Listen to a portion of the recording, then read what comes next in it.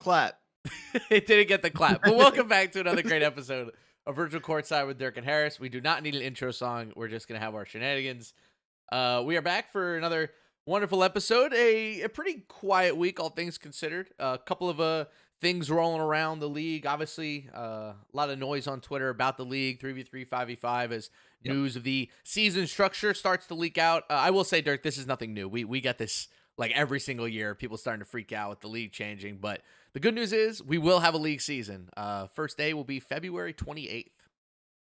Yeah. We already knew that. I saw you make that tweet yesterday, and I saw JA like tweet it like it was breaking news that the season was starting on February 28th. I'm like, well, yeah, we announced it. It's been It's there. out But there. Yeah. we also mentioned at the very end of the draft, and Yeah. like the NBA draft, who's watching the very last few picks of it? Yeah, Probably not very many, you're on Twitter at that point. You're scrolling through the 2K League Twitter. right? So we decided, with it being a pretty quiet week, we'll cover a couple news items here in a sec. But we are going to do 6 big questions where Dirk and I will go through different things about the league. We have different, I guess, scales of questions from season to season, more broad, and then as broad as you can get. So we'll probably start small and then build outwards, but we'll get to that in a little bit, our 6 big questions segment. But let's start with the news. I guess we'll start with the biggest news of the week. A new member of the NBA 2K League family, Jeremy Haber, has been named as the first chief operating officer of the NBA 2K League. Crazy, comes from your part of the world, Dirk. He was the assistant general manager of the Chicago White Sox. He was with the organization for 11 years. I know you're a Cubs guy, scowling at me. I'm interested. I don't really know much about Mr. Jeremy Haber.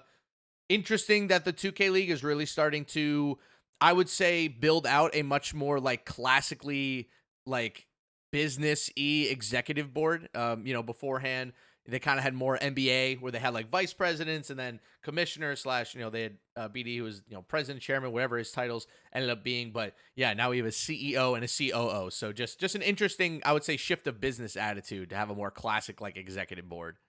Yeah, I think it's really the only way to put it.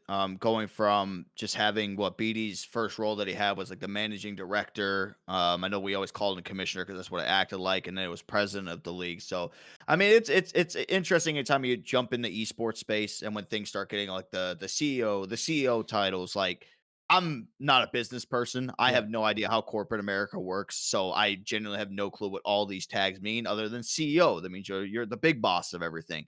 All the other stuff is I'm like, you're Sure. brought here for something I don't know about. I'm just a broadcaster. I'm gonna stay in my lane. I'm gonna do my thing, and I'm gonna rock out with it. But it is interesting that when people step into these positions, seeing what kind of walks of life they came Yeah. from. Like we know that Andrew, with his background, like I think it was like digital marketing or something, and then this guy, assistant general manager of the Chicago White Sox. Like Which is dope, it's by the way. That's crazy. really dope. Yeah, That's a cool it's job. crazy to think about, the way everything ended up playing out. So, Yeah. yeah, I mean, it kinda just shows you, right? I think definitely more of a financial move if I had to guess whenever you start talking Mm. corporate terms like that and having people into it. So, look forward to meeting him. Hope we get to see him when we end up shifting over to in-person play once we get to Yeah. that 3v3 playoffs and finals. I think it's interesting to note. I know that a lot of this is PR talk, so maybe not as interesting to everybody else, but I think you look at the rest of the press release and it very much points out, including building on the collaborative relationships with the NBA and 2K for the NBA 2K League. And honestly, Dirk, the more and more we kind of see this build out, the more and more that I'm convinced that, not to say that BD got pushed out by any means, but just, BD moved on. We have this new guy. He's bringing in another one of his guys. The clear goal of this is to create clearer communication pathways between our league and 2K. Like, obviously, the league is already a part of the NBA. They work out of the NBA offices. We're all NBA employees. But clearly, this is a way that they want to start connecting with 2K in a broader sense. And honestly, Dirk, as long as we maintain the I'm going to use a really, really PR operations word here. As long as we maintain the competitive integrity of the NBA 2K League, I would love more communication pathways with 2K. So I'm a Yeah, fan. I'm a fan. that's where I think it comes in good, right? Obviously, 2K is phenomenal working with us because we get the league build every single year, and they have Yeah. a set group of developers that are always constructing that.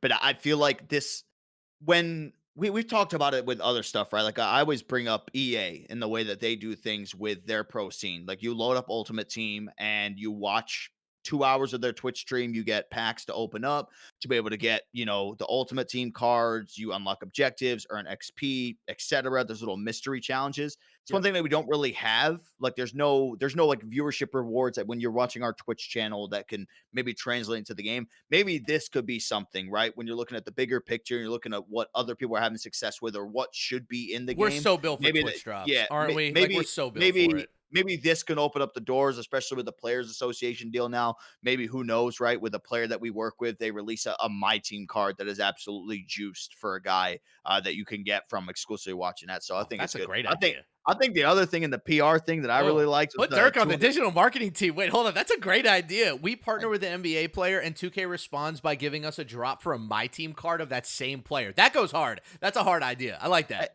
Here's one thing I've learned from working with them in My Team. 2K is capable of any card you want. You could have name an NBA player, Harris. Derek White.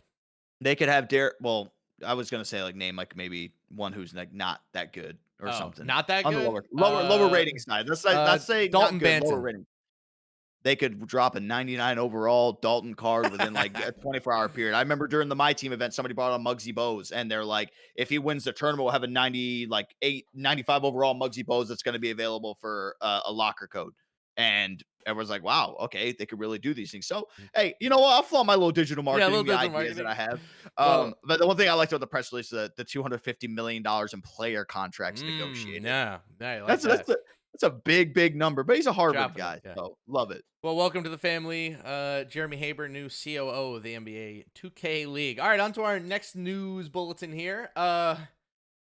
Derek, Ramo was removed as head coach of T-Wolves Gaming right before the draft. We have all been waiting with bated breath for basically 2.5 weeks to see who they would bring in, who's going to be the new hire, what is T-Wolves Gaming going to do? And they dropped, I think, one of the most interesting coaching hires in 2K League history. Out of nowhere, they bring in Jay Money, former NBA 2K League champion with T-Wolves Gaming, to come in his first coaching job in NBA 2K anywhere, and he gets to be dropped in on this team.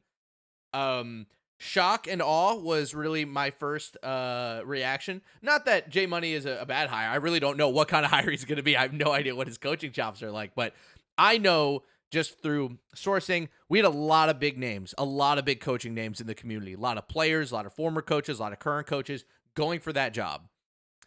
It's very interesting that they hired Jay Money. I want to hear what you make of this before I get into it. What do you make of Jay Money being hired to the T-Wolves? It was a shock because Jay Money hasn't really been around doing much. I can't remember. I thought he like maybe tried playing this pre-draft a little bit, Mm. but I really can't remember off the top of my head.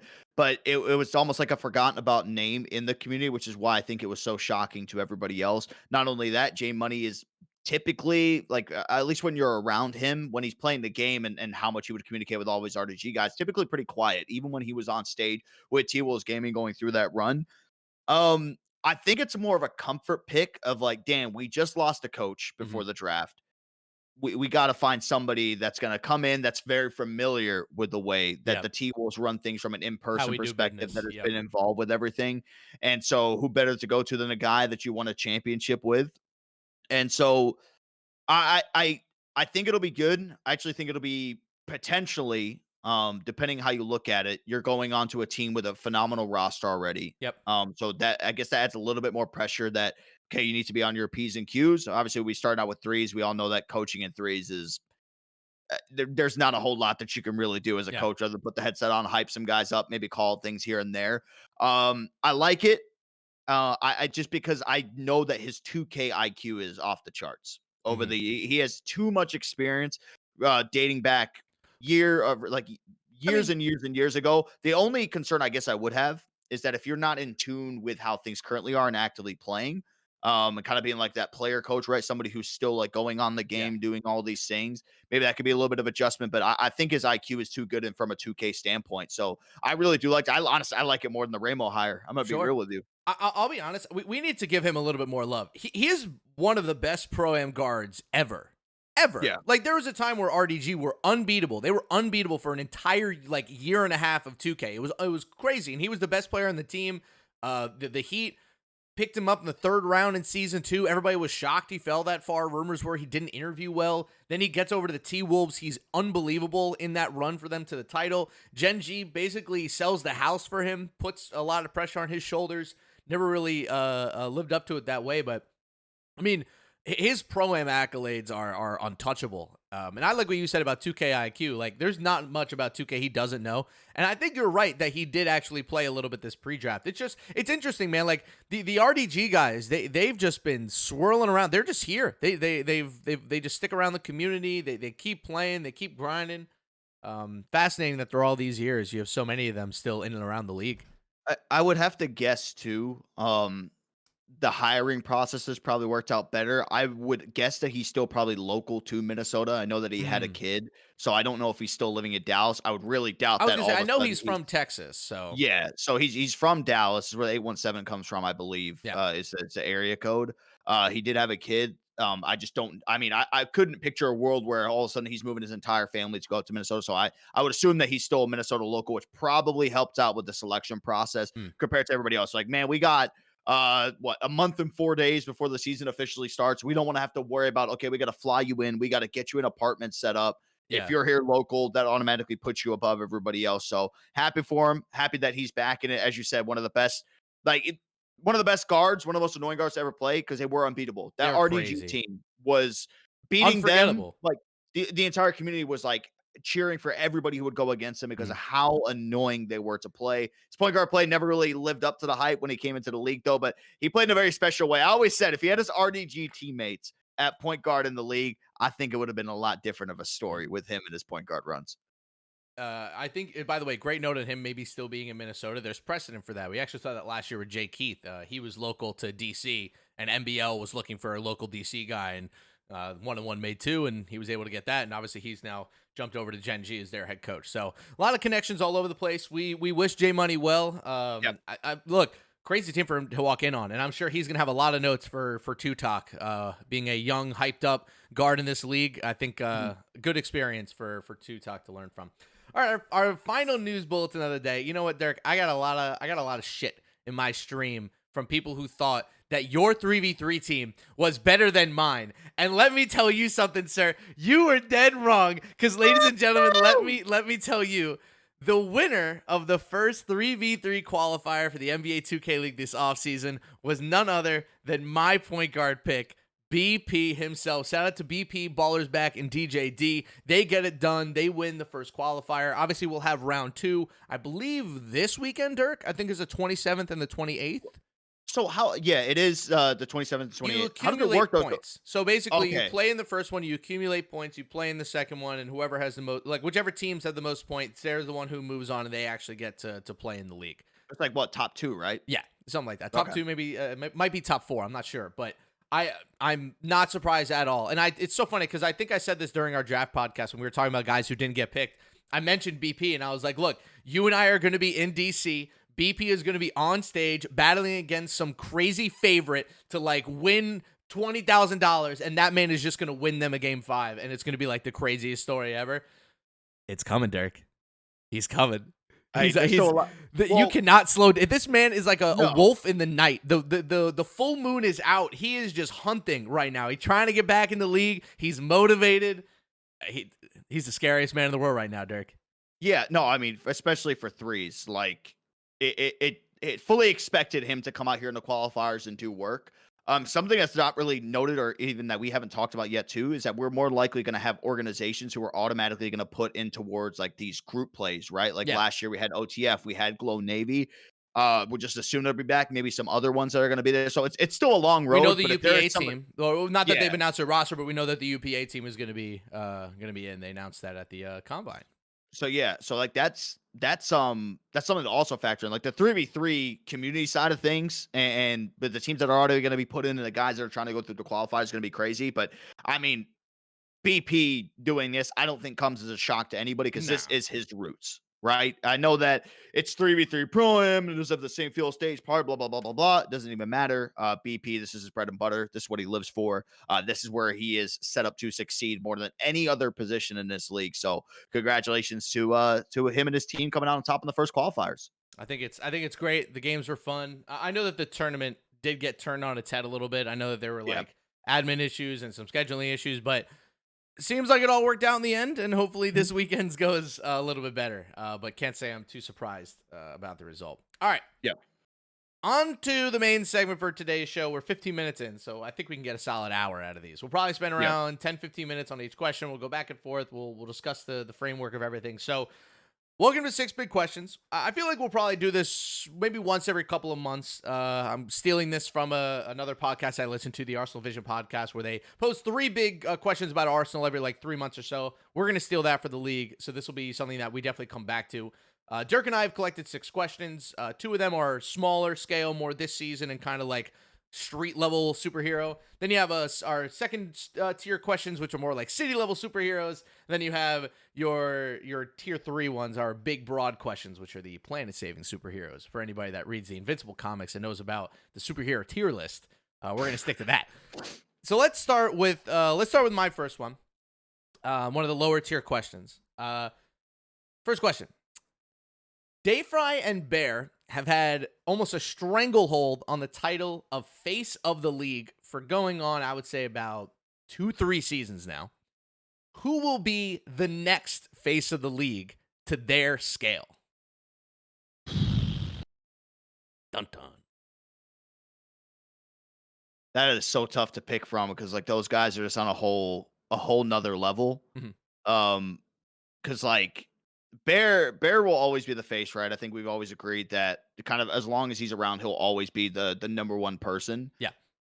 Part of me wants to throw Ant in that mix, but I think with the community and his history with some of the people in the community, I just don't see that ideally happening. Okay. Now, is he there in terms of a viewership perspective? Like people want to watch Pistons GT because Oh, of his yeah. trash talk, the social media virality that he is bringing every single time that he goes out there on stage. Yeah. Ant is probably going to be my pick. Okay. I know that probably sounds like a little bit biased just because of how much I know him, but he's an MVP. He's just continuously getting better in this league, getting more comfortable, getting people around him to feel more comfortable as well. So I feel like all signs kind of have to point to him. I think if I did have to throw somebody else that, of course, like isn't somebody who is closer to me from a friendship perspective, I would like to say unguardable, but I feel like I need a little bit more personality out of him Mm. to make that happen. He has the skill of the game and everything down. And the one thing I do think could carry it is that he is unique in the way that he portrays himself and how laid back and chill he is, but also acting like remaining calm and funny. I think that's an interesting dynamic, but when it's weird, right? Because like you're looking at the NBA, you're looking at the face of the NBA right Yeah. now. You still have LeBron that's in that mix. Jokic is there, but Jokic just does not give a He shit doesn't about care. anything to do with basketball. He doesn't care about. Well, that's Ka- not true. He cares about basketball. He doesn't care about cares about- fame. He doesn't care about being Yes. famous. Kawhi Leonard, like when he's at his peak, like you think about him, he's Mhm. got no personality, and that kind of carries everything because they embrace it. So I would say if I had to go with, I'd say Ant would be my number one, but an unguardable, I think definitely with his position, and he's playing point guard. Yeah. Like it's so tough, and that's what I respect about Dave Fry. He didn't play point guard, and he became a face of the league because of how good he was. So I would say that. And if you were to add in the third, which I don't know if we're supposed to or not, maybe throw Dimes in there because that's still there. You know how many people out there will still come into our Twitch chat, haven't typed since 2018. Will be like, is Dime still in the league? Because when people think NBA 2K They still competitive, think Dimes. Dimes and Okay. his team Still Trill are still the number one guys that people will always think of. It's always like Dimes or Bear that pop up in the mix. Okay. All right. That's a good one. Yeah, we should have probably thrown Dimes into there, especially after the Finals MVP. I feel like that kind of like cemented him forever. It's special when you have so much popularity dating back to when you won the 250K championship that you don't stream ever and you pop on a stream and you're consistently pulling over 200 viewers each time you're playing. I think that says something about like who you are as a player and how people kind of view you from a league perspective. Honestly, the NBA 2K League Finals MVP is, I think, the most taken seriously trophy that we have from like an award standpoint. Like MVP obviously matters, but I feel like the Finals MVP get more love for that award than the seasonal MVPs do. Like I feel like I've had a lot of people talk, like I feel like Mama's respect has gone up to a new level where I feel like Ants is kind of still at where it used to be. Like even though he won MVP, like I don't know, I feel like people just take Finals MVP that much more serious. Which is crazy to think about that because you bring that up, right? And Yeah. and Mama I'm That Man, while over like those first 2 seasons, you're like, damn, bro, Mama's a He's face. the best player ever. Yeah. At Yeah, that point. him and Walnut, like they're co-sharing Mhm. the face of the league. But then it just kind of had like the little fall off. They weren't maybe performing as well, so he kind of went to the back end. Yeah. So I mean, there's definitely you can easily make a top 5 of guys. Yeah, for But sure. after that, it gets a little bit funky because some players, while they might have been marketable or could have been that guy years ago, Yeah. just maybe not as good as they once were. Yeah. All right. So you said unguardable and who's your third? Dimes. Unguardable and dimes. All right. Yeah. I'll go three different ones just so we can get some different names out there. The first guy I'm going to put on there is Johnny. Johnny Reb. Okay. I had the distinct pleasure of spending time with him in Sweden with USA Basketball. Not only is he probably the best shooting guard that I've ever seen, he's just a cool dude. He's I think he has more personality than people realize. It's just he came into the league very young. Like he's still a pretty young guy. Like he's 19 Yeah. going on 20, I believe, or 20 going on 21. So I'm interested to see, like, first of all, he's going to be in the league for a long time. Obviously, keeping up the idea that the league and its competitive structure survives. I just think that Johnny eventually, with how good the Bucks are and how he's going to be kind of the leader of that team from an offensive perspective now with Cook's gone. I think Johnny is probably my choice as a guy that you start to see you start to see him on the posters, you start to see him on the advertisements. So many people in 2K have seen him, especially after eFIBA. Like now he's kind of like an internationally known 2K player. So I'll throw Johnny Red on there as my number one.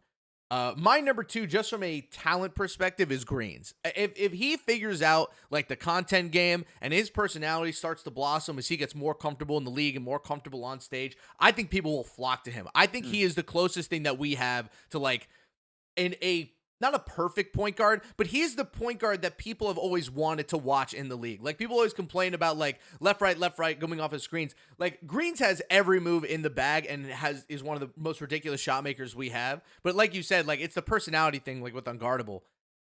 He's gonna have to kind of go up a level if he wants to be known as one of the guys of the league.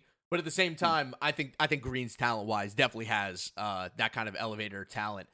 And then my third guy, I'm gonna take a longer term swing. Again, depending on how long the league's competitive structure survives. I'm gonna take a long term swing here. I'm gonna take a long term swing on Tutok. I think he shocked people this offseason. Like, oh, this is a long term. Like, I'm talking, like, it took Dave Fry, 4 years of his career to really get on top of the mountain. Mm. I think it might take Tutok like 2 or 3. But his name is already so ingrained in the minds of the competitive community that if he comes into the league and he's still that good and he's just continuously this good for the next couple of years, I think he's going to vault to the top of the list. People love watching him. He actually has been able to create a really big fan base this offseason. Like his Twitch obviously got canceled. He was able to hit Twitch partner in one offseason. I think he's got major star potential if he can continue to play this well. And also he's gonna have to show some on stage personality. Like if you Yeah. meet him, he's a very just like quiet, keeps himself kind of guy. But I'm interested to see when he's got Bear standing next to him, he's got Sub on the other side. They're playing for $25,000. It's the NBA 2K League. He's on stage. What is his personality going to turn into? Is he going to find that star power and kind of put it out there for people, or is he going to kind of keep that usual quiet dynamic? But yeah, I think Tutok would be my long term play. Yeah, I'm interested with the two talk pick after spending a season in Minnesota where you know that they're going to be funneling out a bunch of content. So Like much. when you're on a team with Bear to Beast, got to be ready for all the content in the world. I know that the organization really loves that too. So it'll be interesting. Like we from the point where I started with the league up until now, I've seen so many guys that came into the league that were so super shy. You're like, oh man, like this is going to be kind of detrimental to their career, if you will, just Yeah. not being able to have any personality in interviews on camera. And now just seeing them like a year under their belt, all of a sudden they're a different person. So I'm going to be really interested to see that. But I like those picks too. Yeah. All right, so that's our first one. Let's get to our second question here. We'll switch gears a little bit. What is one thing that you would add to the league for this season? We got a month, so it can't be anything that would take too long to build. Okay. Oh, sorry, I just got an email that I was like looking at that I've been waiting to see. Ooh. Sorry. I'll cut this part out. It's fine. Is it a big email? No, Is it a we don't good have to cut it email? out. No. Oh. Yeah, no, it was something just tracking down money. Ah. So I got Oh. confused when I was going through there. Anyway, we could just Track keep going. down, baby. Tracking Woo! down, trying to find it. Woo! Bounty hunter. Anyway, what is one thing that you would add to the league for this season? Add to the league for this season, in-person play for threes, kind of how it was last year. Okay. I love threes. I know a lot of people don't like it from a player perspective, like guys that are actually in the league. I do feel like there's definitely when a community team is put on is when you really, really see the 3v3 support. Mhm. And I just feel like not having that in-person play up until the playoffs and finals is just we all know that the best balanced playing field is when you do go in person, but that's just going to be the one thing I'm gonna to really, really miss the most, honestly, out of everything Mhm. is keeping that structured. Honestly, not even doing it as much as last year in terms of like 3 weeks remote, 1 week in person. Mhm. Just like give me a little something more to it. But I understand why we're not going to dive too much into it. Why we're not going in person for it, but that is definitely something that I would have loved to see going into this year, especially with how we've been hyping up and everybody's been talking about it. Mhm. Probably the biggest season in NBA 2K League history, Yeah. and we don't get in person play until the playoffs and finals. So if I had to change the one thing, I think I'd go with that. Okay. That's a good one. The one that, well, actually, here I'll respond to that first before I get into mine. I think not having in person for threes is a bit disappointing, just because having the three guys on stage, like going back and forth, was really exciting. Like it was really fun to kind of see how fresh it was. And also I'm worried that it'll be hard for us as broadcasters to transmit like, hey, these are the games that matter. It's it's the Slam Finals, even though it looks the same. So we're gonna have to kind of figure out a creative way on our end to Mhm. differentiate those championship remote games versus the kind of regular season based remote games. So Yeah. that ends up falling. I don't want to say the responsibility is ours, but we'll have to get creative on that side of things. As my It, it, dog it barks her head off.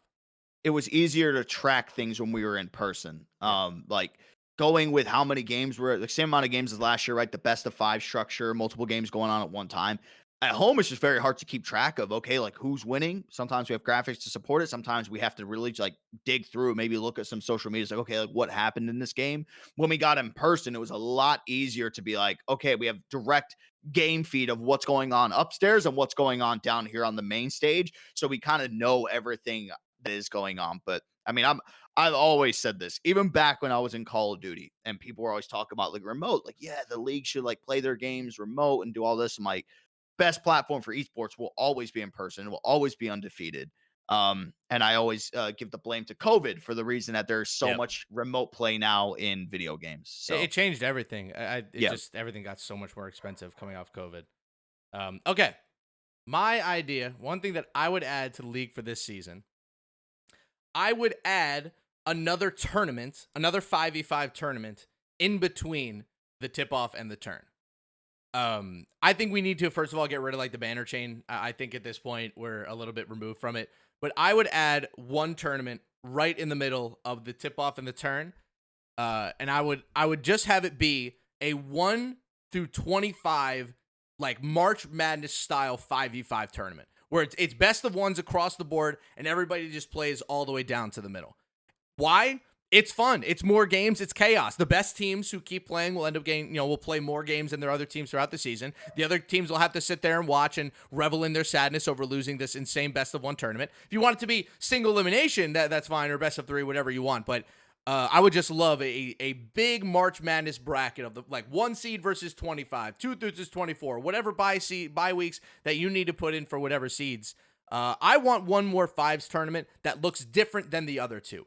I think the tip off and the turn to me are too similar. They're basically the exact same thing now, where it's just games, bracket, champion. Games, bracket, champion. I want something a little bit more like woohoo. Like I want something a little bit flashier. So I would add a second 5v5 tournament, or I guess a third 5v5 tournament, but split the tip off and the turn.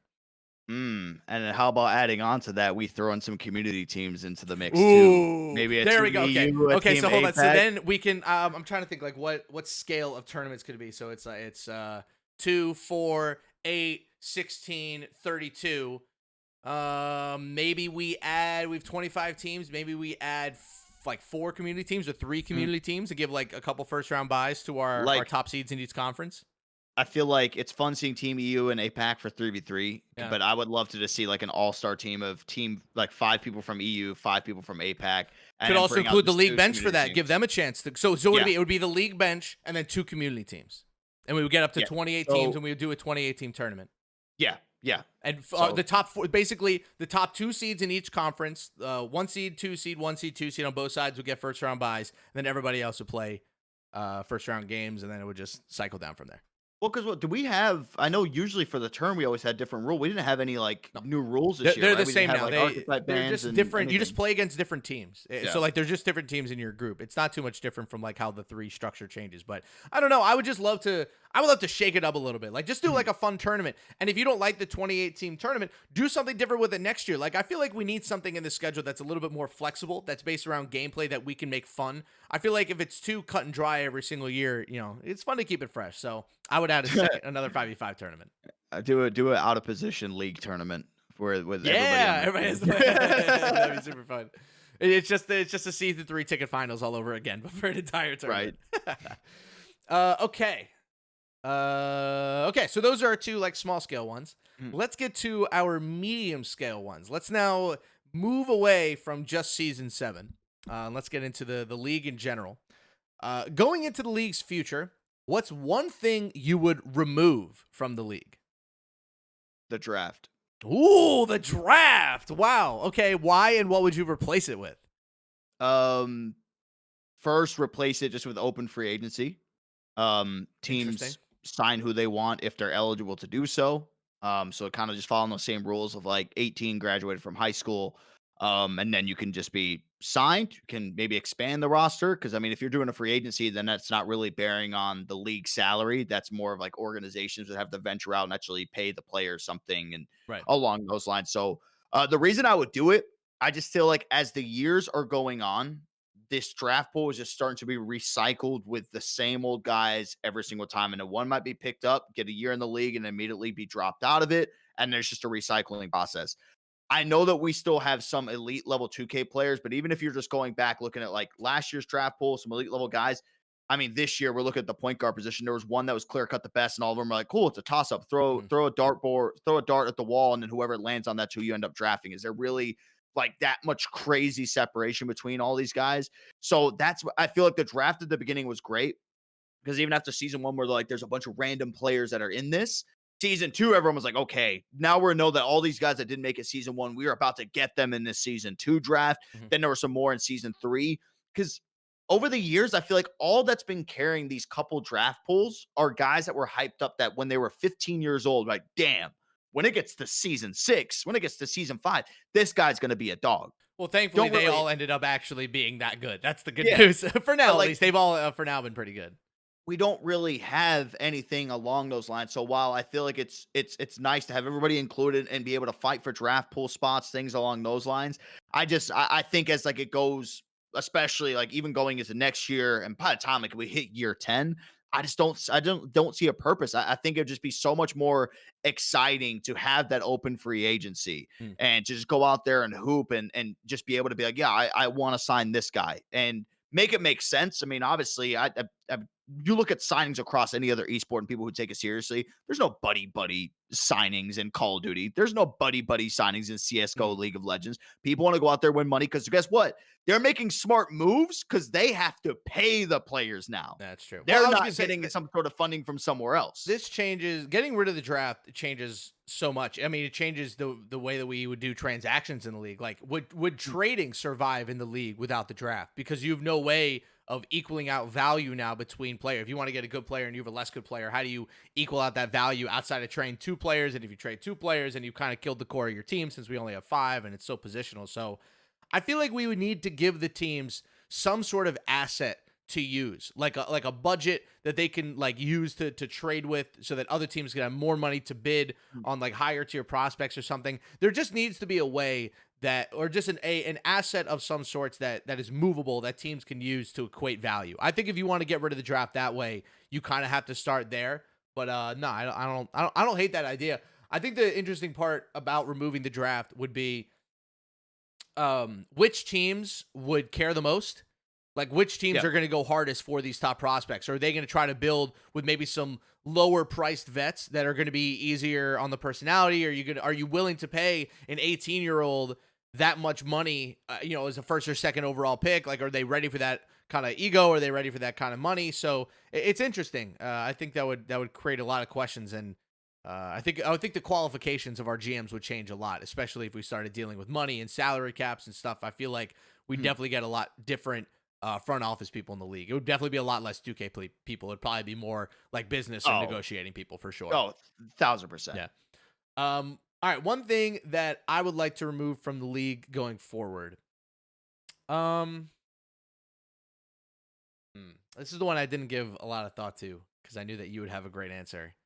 Let's see. Let's see what comes off the dome here.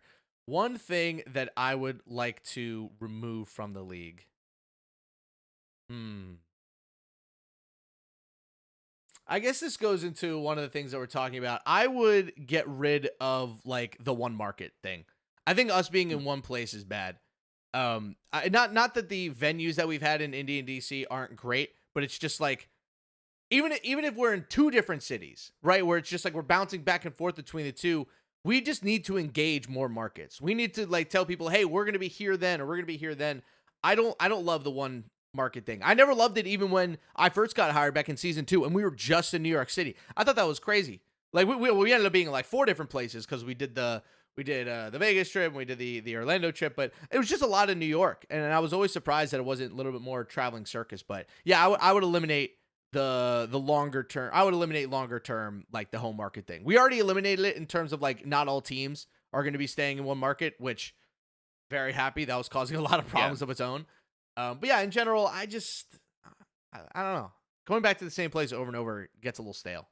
It's just always better to go on the road, which kind of segues into one of our next questions, Yeah. So which is what I hope that you were setting that up for, because I was like, "Ooh, he's got the segue I would coming." let's do that segue then. So our it was actually one of our big broad questions, but we'll smooch it together here because it's our podcast and we can do whatever the hell we want. The league Bang. should go back on the road, but where should it go? So we're establishing now. We both agree that the one city structure for the league is bad, and that is something we should remove. Where should we go, and how should this look? And again, Dirk, this was your question, so I'll let you take the lead on this.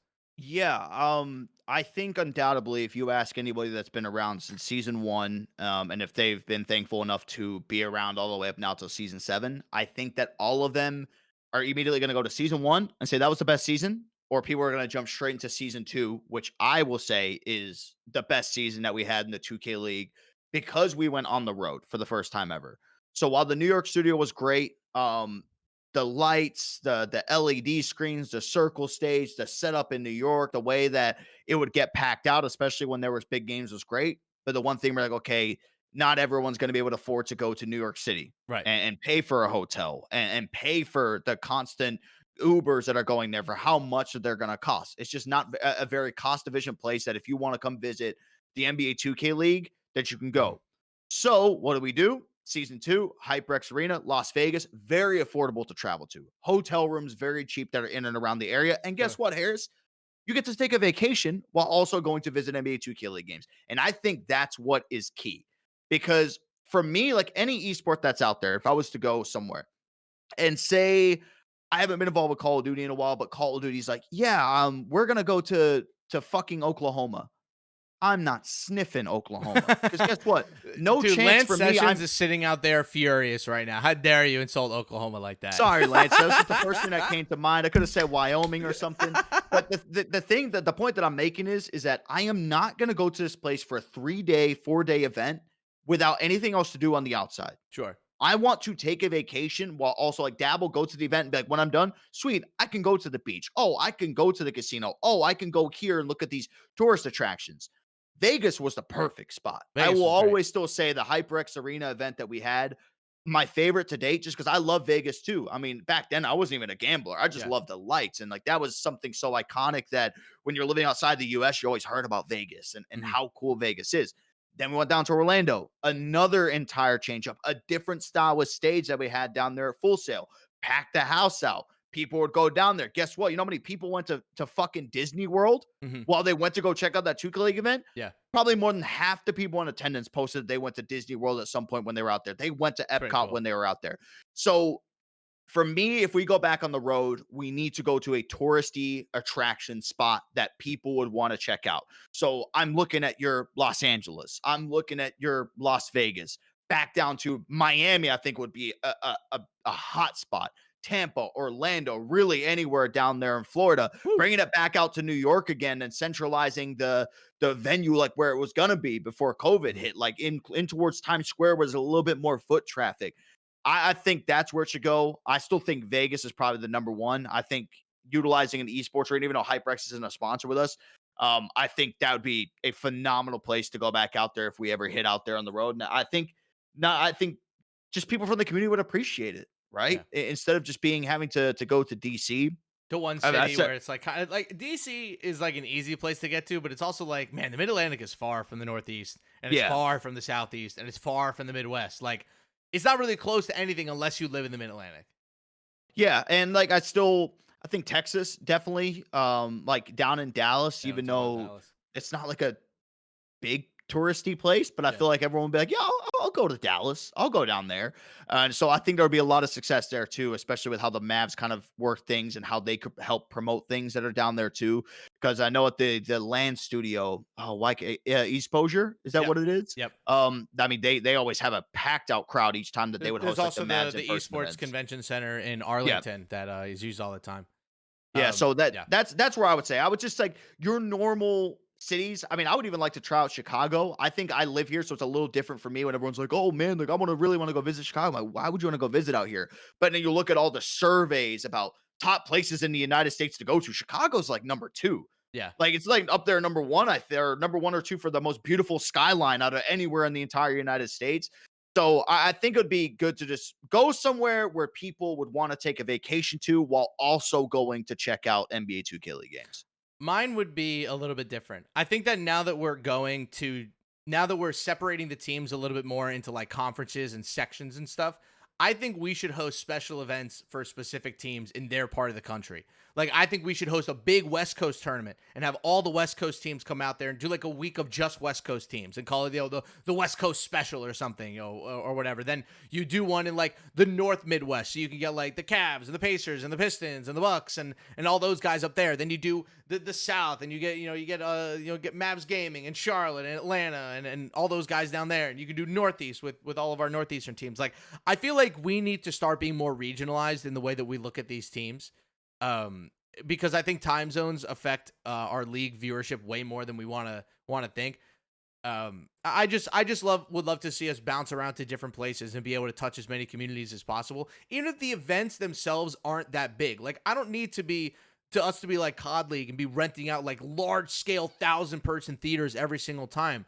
I want us to just to touch down to different places, experience different, areas of culture, bring that into it. Like, we know that the league wants to get more involved in culture and entertainment and all that. The only way you're going to do that is if you try to bring in where these teams actually are. Like, let's go to LA. Let's see what the Lakers gaming facility looks like. Let's host a full tournament in their area. Like, just doing stuff like that, I think would be cool, especially if it came from the league. Plus, like you said, it will get us to different places. It will get us to different audiences. If people want to follow us around, they can. If people want to plan long term for where we're going to be, they can also do that.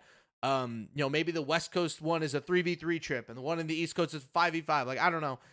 I just would love for the league to spread its spread out its arms a little bit more and give the different regions of 2K more of a hug. I also think we need to embrace the West Coast fan base that we have. I feel like we ignore them all the time. We are a very New York, East Coast media biased league, and we need to realize that we have a lot of fans in the middle of the country, and we have a lot of fans on the West Coast. And I think it's time that we acknowledge that. And I like the Vegas is a good one too, because it does acknowledge that group Yeah. out there. But yeah, we need to embrace the West Coast fan base a little bit more. I like your idea more than well, obviously I just gave locations, but I like Yeah, that idea of like just kind of regionalized locational yeah, events, I think are fun. like yeah, like having like a little tournament or like if they have games. Oh no, Layla's about Yeah. to knock out my internet cord. Oh no! Oh God! Layla, go, come on, go, go. Life with 4 dogs in the house, ladies and gentlemen. You've heard my dog, my new puppy barking, and now you're gonna hear Derek's dog almost knocking out his She internet. she was like wrapped around the cord and was getting ready to walk away and knock it out. So we are all Classic, good. classic. All right, so that's the end of that one. Let's get to our last two questions here. We can broaden out even more. Uh, should the league keep the league build? I'll take this one first because I think I might have a surprising opinion for you, Dirk. Should the league keep the league build? My answer is yes. I think the league build, while it does create a detachment from the general game of 2K, I don't think there is a better way to convince the casual that there is an elevated version of a game mode that 2K pros are better at. And I understand the logic behind it, which is like, as I've argued before, well, if they can't play the version of the game, then how will they know if they're good? I don't think if you gave our league pros the retail version of the game, it would increase their respect that much more. Yeah. I think the respect comes from being able to dominate on the league build where your builds aren't that great. You're going toe to toe against the best players in the world. Everybody has the same kind of handicaps, and it creates a more fair, structured, competitive environment. And I think for me, for an esport like this, that is a requirement. However, if we are going to keep the league build, it needs to be put in the game of 2K. If it's not in the game of 2K in the next 2 years, get rid of the league build. That's my rule. Yes, as long as it's in the game. If it's not in the game, there's no reason for it. Because if it's not in the game and it's never going to be in the game, then eventually you're just going to have a community of people who are like, I can't play that mode anyway. I'm not going to watch. But I'm telling you, you put that mode in the game and all of a sudden you're going to get people being like, hey, I'm going to use Vandy's build in 3v3 2K League build mode because I saw him using it on the 2K League broadcast and he was kicking people's ass. Like, oh, I'm going to use this new center build. It pops. And Dimes was talking about it on the 2K League broadcast. Like, there's so many easy ways that you can create like good tissue and like good connective tissue between you and your community. So yes, but only if we're in the game. If we're not in the game, get rid of it and just put us in 5v5 Pro-Am and or at least give us a build that is retail, but gives us private matchmaking because we're the 2K League. We're not going to be dealing with normal retail matchmaking. Yeah. No, thank you. I need my situation mode, Dirk. Okay, I need my situation mode back. Yeah, we have the same mindset. If the league build doesn't end up going to the public, just make it the retail version of the game. Add on the specific PlayStation accounts for the players, add a hidden menu that only they can access.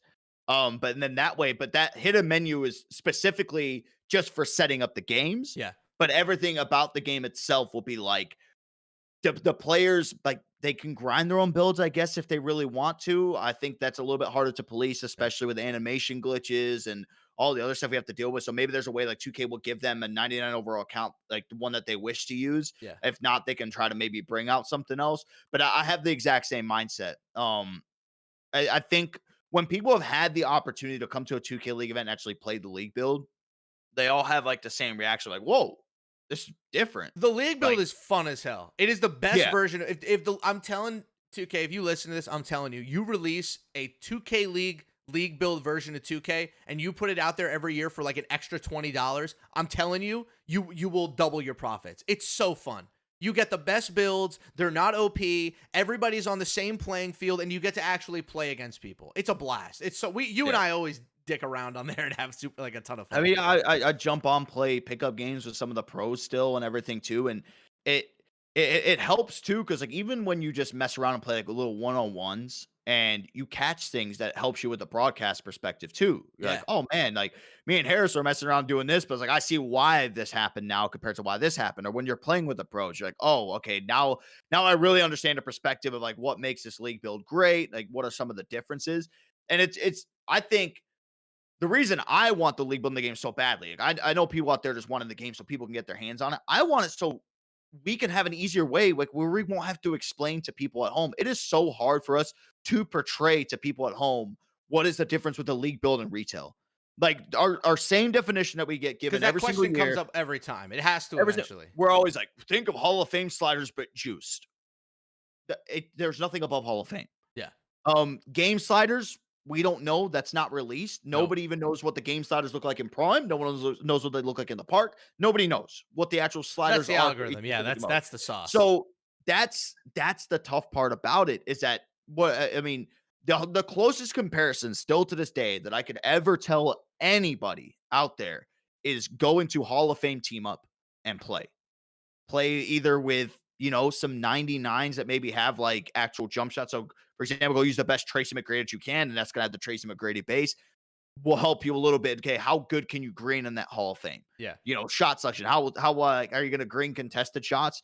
So yeah, I think we have the same exact opinion about the league build. If it doesn't end up going into the game, let's just play retail. Give us a secret menu. Like, Give imagine the they players released it some as like a builds and DLC, bro. Imagine they had released it like a DLC, and in order to gain access to the DLC, you had to do like A, B, and C, or you could just pay a ton of money for it. Like, I feel like there's ways that they can do it.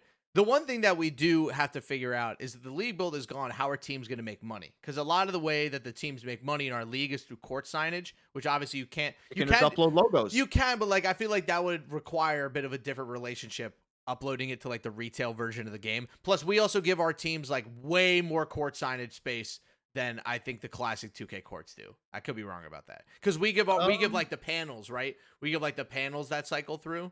You know what I so mean? you can put the panels. You can in the game you could put backboards, which I don't think That would be anybody funny. would ever do a backboard.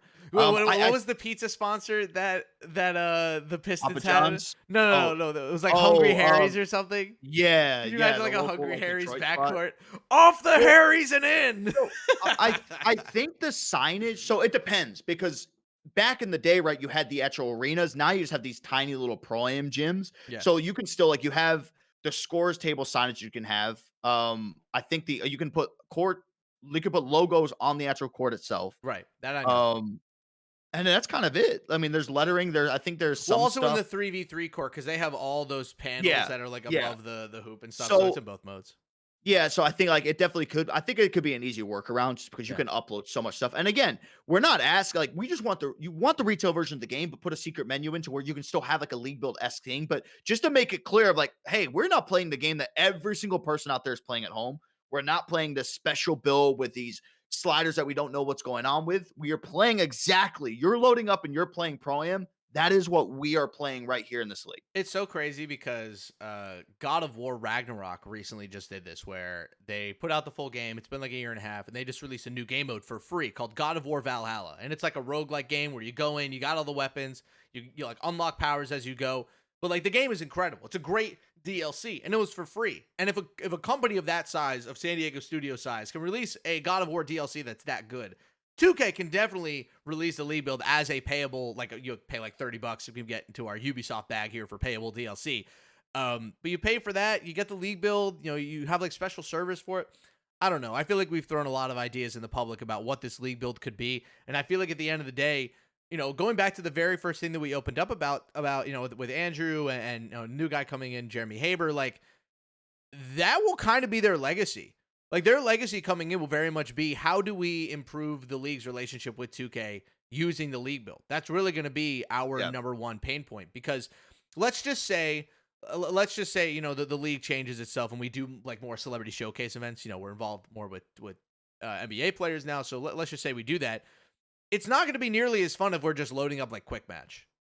Like Yeah. that's just kind of boring. Like if we kept the league build and we're putting NBA players and content creators on there and seeing how they fare, that's a little bit more interesting. But eventually, the more people's hands you get on this, the bigger the league is going to be. And I feel I like mean, that that's DLC would be awesome. well, for any OGs out there listening, my first 2K NBA 2K10, they had a specific. So you would pay, I think it was like 1,600 Microsoft points back then on Xbox, which was Mhm. about, I want to say $20 Yeah, about that. around there.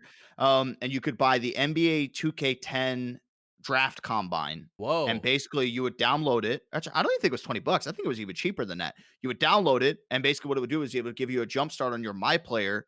So by the time that you're done doing the combine, you would get X amount of skill points. So then when you load into the actual career mode on NBA 2K10, it carried over your progress. So you got a jump start. that's So cool. that was the only year they ever introduced something like that. And I loved it because you could make unlimited builds Yeah. and you could just keep playing. There was actually a skill point glitch that I would do to Oh, like, get your hey, hey, guys hey, super hey, high. keep Hey, that whoa. quiet. All right, hey, Um, don't talk about that. but like, but that mode was it's iconic for anybody because that was like I think 2K10 was the first year they introduced the My Player mode. So they introduced that. Derrick Rose is on the cover of it. And it was phenomenal. The setting was in Chicago in the gym, going through all the stuff like doing the shooting drills, the Yeah, passing drills, things along those lines. cool. And so that'd be cool to see something like that with the league. Like just put a tiny price tag on it. I generally I can't remember if it was either I know it's a big jump in price. It was $5 or it was $20. It was one of the two Yeah, back August then. 29th, 2009. No, it sold for $5, 400 Microsoft points, $5. Boom. So there you go. And so that was great. And I think having something like that, even for like a league build, even to add it as like a plugin, Yeah. just add it as like a menu thing, I think would be really good. In my perfect world, I would change like the entire way we look at like the my player career mode. And I know that it connects so much to playing like NBA games, but I feel like it'd be really cool if there was like an NBA 2K League side of it where it was like, oh, you don't play in the NBA anymore. You play on NBA 2K League teams. But that would kind of defeat the purpose of playing the NBA licensed video game. Think there's some like on the cell phone in career mode, depending on like which way you go. I think there's some tweets about like NBA 2K League that's Yeah, for actually in sure. there. We're on like Um, the people that they have tweeting about like the NBA and stuff nightly. We're on that Scott list Cole's now. on there. Scott Coley's Scott on there. Cole's yeah, he's got Yes, he he's got is. his face on there. I've been trying to get on there, but All right, so that's 5 out of 6. We've covered a lot of great stuff. If you've made it this far, 55 minutes into this podcast, I commend you. This has been definitely a lot more theoretical of an episode for the guys who are still with us. We yeah. appreciate it. It's been a lot of fun conversations. Last but not least, we talked about this a bit with the draft, so we're a little bit more connective tissue with what we were talking about earlier. Should the league move to a salary cap structure and abandon its current roster format? We talked about this a little bit earlier with getting rid of the draft and what that would look like, where it would be players getting paid specifically off their skill sets. You'd have certain guys getting paid like max contracts like the NBA. Guys who are being drafted, they could either have set contracts or they could have, negotiated contracts depending on what we do with the draft. But I'll take this one first, Dirk. My answer to this one is no. Actually, I'm going to go with the no on this one.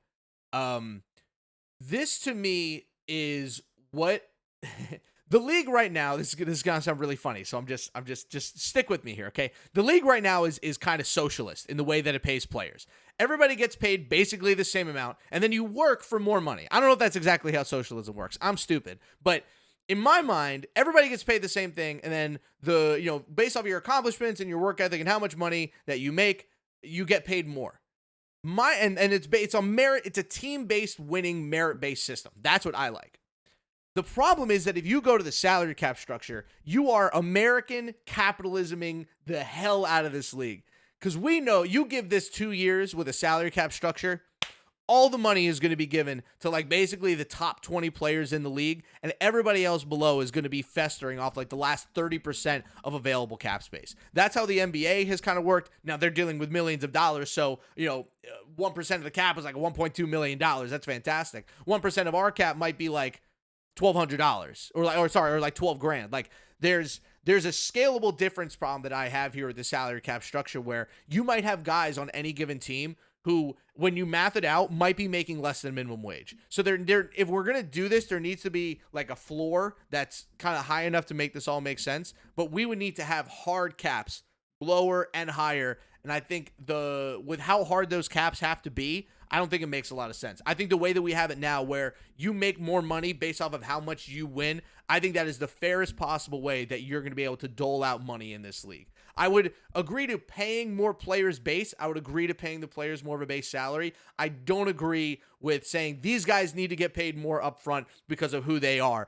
I like to look at it more of if they are actually that good, they will make enough money from just winning anyway. So that's kind of where my mentality is. see, I don't like it because there's a lot of really good players who should be making more money. I was gonna say, And so you like the salary cap structure? Yes or no? yes, Oh, yes. yes. I Okay. think I think that there should be for everybody there should be a base salary, right? So Yep. whether you keep say for example, right? Absolutely the lowest that a player can make on your team is 35,000, right? That is the absolute minimum. And you kind of disperse things wherever you want it to go. I still go to this example, and when this conversation is brought up, I will always support the players in this. When they say, "Could you picture a world where Giannis is getting paid the same as this bench guy?" Not a chance in hell. They deserve way more money than anybody else on their team and anybody else that's in the league. For that example, so when like you have guys like Dave Fry, you have guys like Bear, you have players like Ant, Kai, guys that are generational in the way that they play the game, Yeah. they should not be getting paid the same as a guy that is awful, like a bottom tier player in the league that is probably just going to be in for a year and out. They deserve more. And that will also you could swing it either way. I think those guys and I think some stars are so competitive to where if they're making that much money, they're not going to get complacent and just be like, oh man, like whatever, right? Because you would still have that and you have the prize money that would still get added onto it. I don't think that would happen. I think there's maybe some that might get a little bit lazy Yeah. and just kind of like, well, I could just kind of fall back on this, but wouldn't it be nicer if you're getting paid six figures and you're also winning everything and you're clearing like almost $300,000 from what you're winning in those tournaments going forward as Yeah. well. So I think base salary, and I also think I don't think I know like people say, well, that's unfair, but like, man, if I'm on a team and I have a star player and I want to pay him $75,000 and everybody else on the team, I'm like, well, like there's a second tier guy who it's kind of like the Batman to the Robin, so you maybe pay him a little bit more, then everybody else gets paid like the base 35,000. I think The that's fair. I but the don't think problem is that if you it would caused issues, like you should just be real with yourself.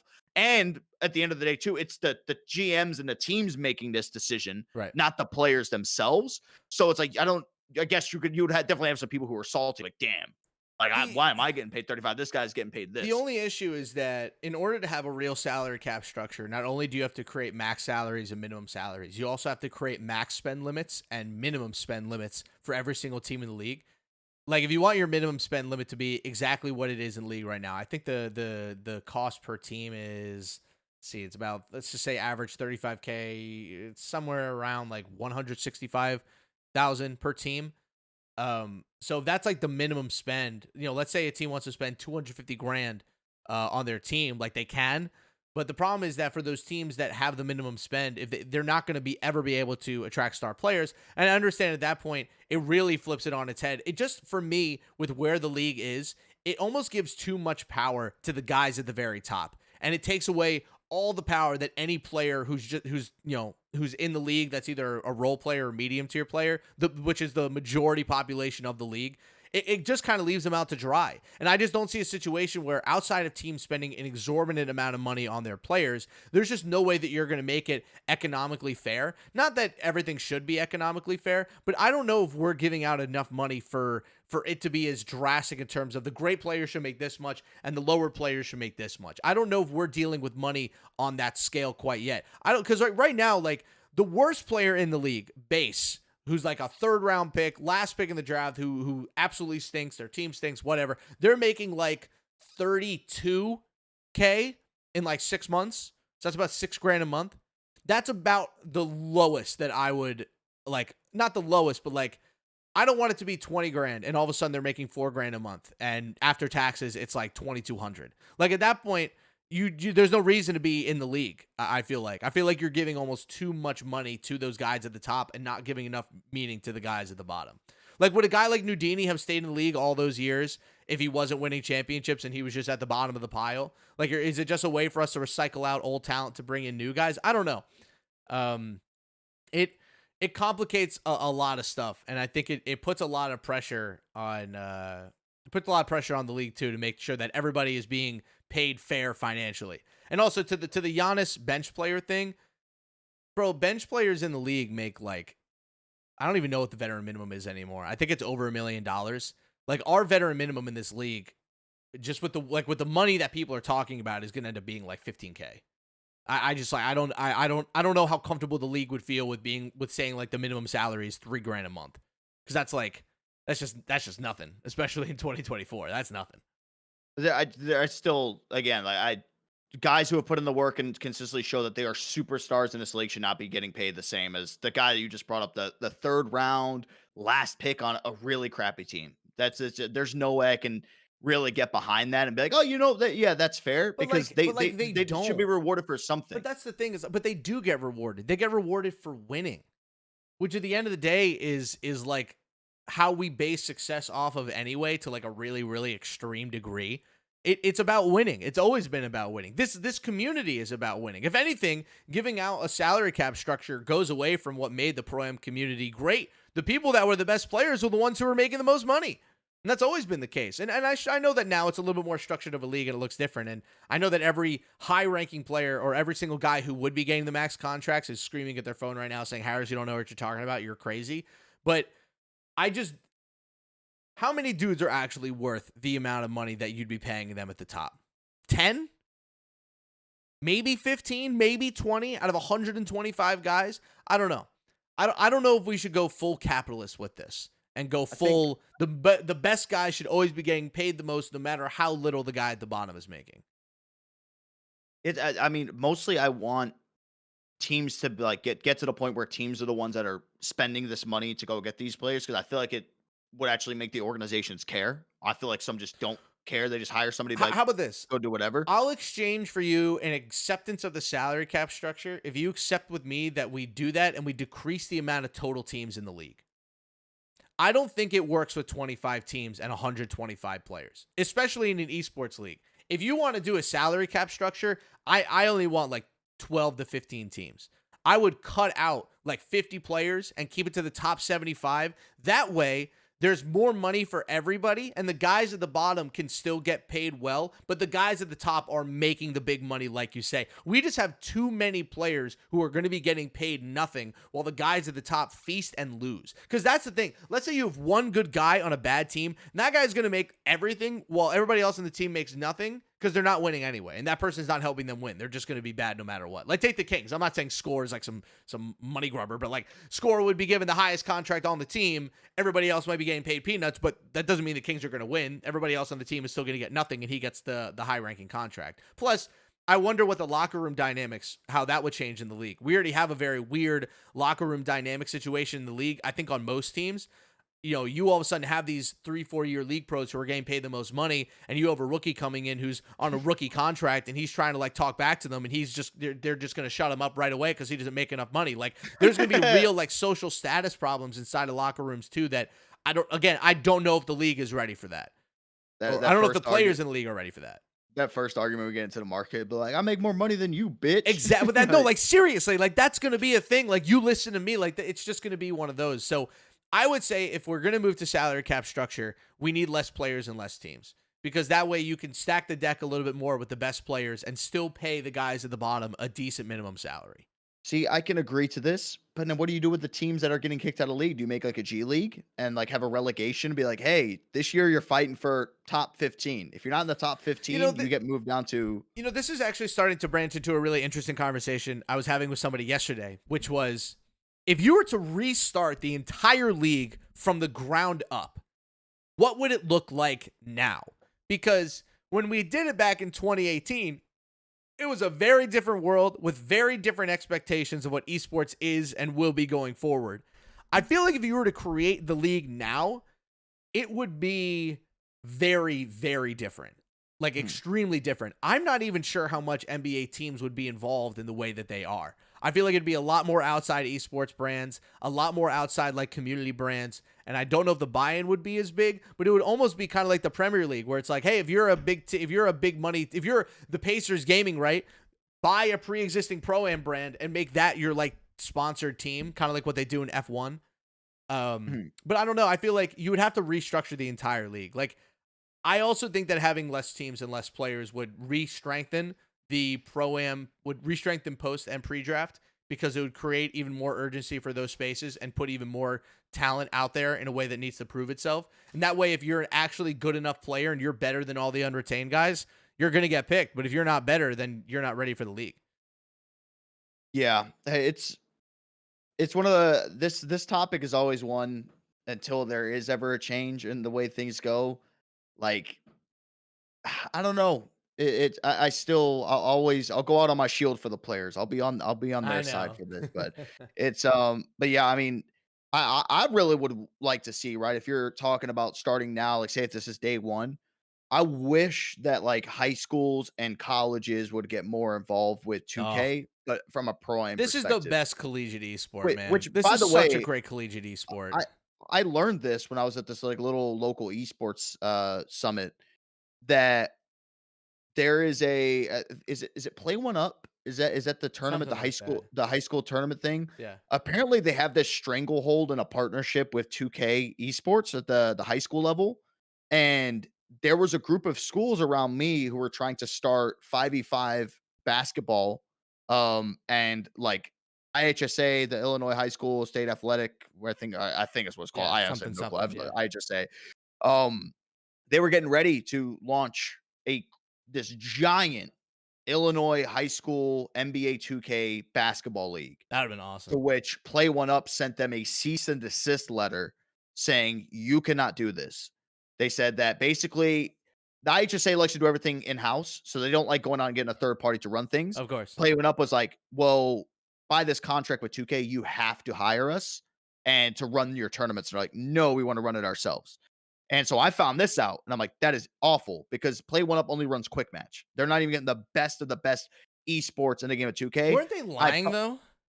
no, so I did find out. I don't know if they have exclusivity to it, but I know they do have a partnership with 2K to run just like competitive tournaments. But there's no talks about it's exclusive that they have to be Exclusivity. the only Yeah, one. yeah.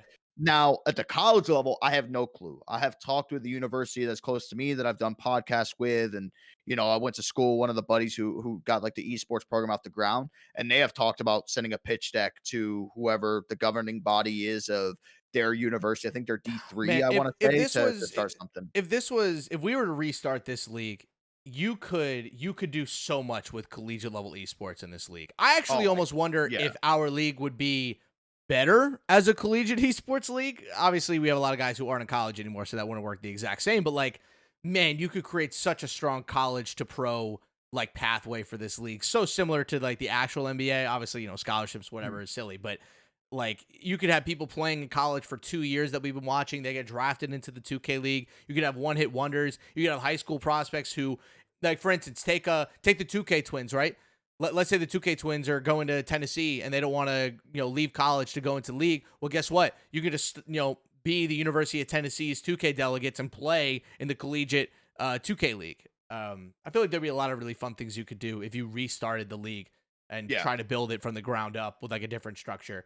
The salary cap structure probably would exist because no, I don't think the NBA would put the onus on themselves to pay the players anymore. I don't think that would be a thing. I think that would have to be on the players, just like or on the teams, like it is in any conventional esport.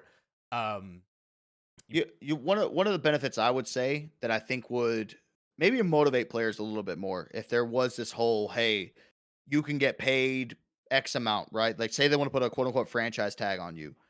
I think that would jumpstart players to be like, shit, I need to all of a sudden make myself this marketable guy. I need to be the one making content. I need to grow yeah, my social channels because teams could look at that and be like, this guy who is constantly uploading videos and pulling thousands and thousands of views, they're turning on yeah. Twitch streams, having hundreds and hundreds of viewers, and he's good at 2K and compete at the league at the average level. It For this would. guy from brand purposes, I might go ahead and slap him the second most highest paid player on the team, even though he might not be one of the best ones that we have on the team. Well, we were talking about it on my stream the other day. Like, how do we get players to make to like I don't say to give more back to the league from like a content perspective? Because right now it's very much like an in season thing. I feel like this structure would definitely push players to do more, and it would also credit the guys who like a two talk or even an Iggy. I know they went number 2 and Mhm. number 5, so they got enough credit as it is, but it would credit them even more because they would be the ones, they're the ones with the big brands. They could ask for more money. I also wonder if this would allow teams to branch out a little bit more, hire more content creators, but all this stuff is very expensive. And,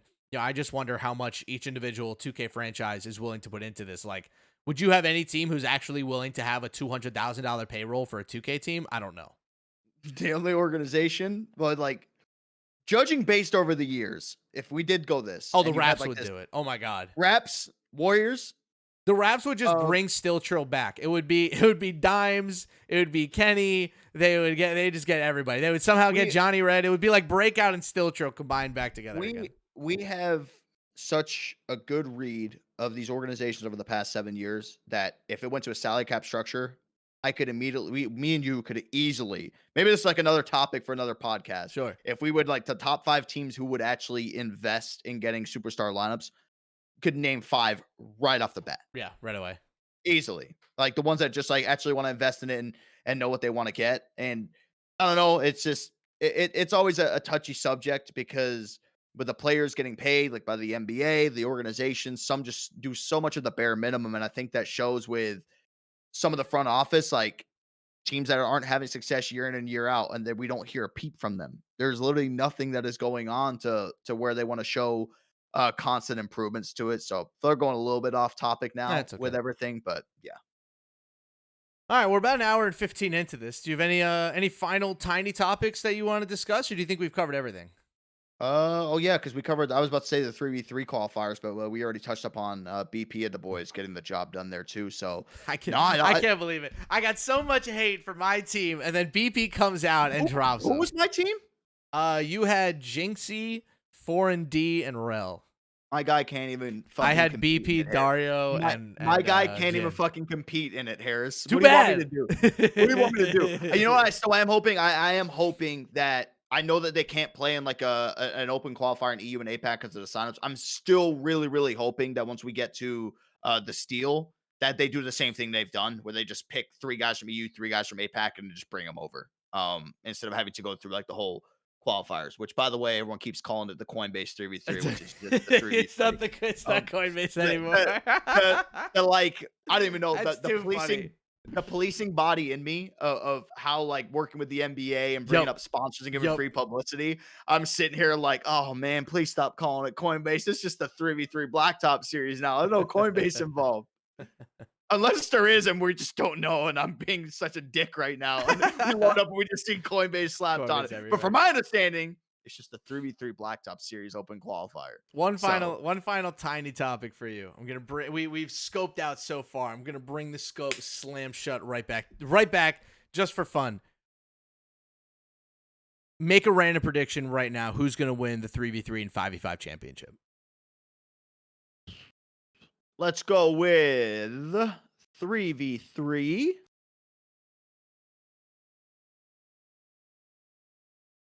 Damn.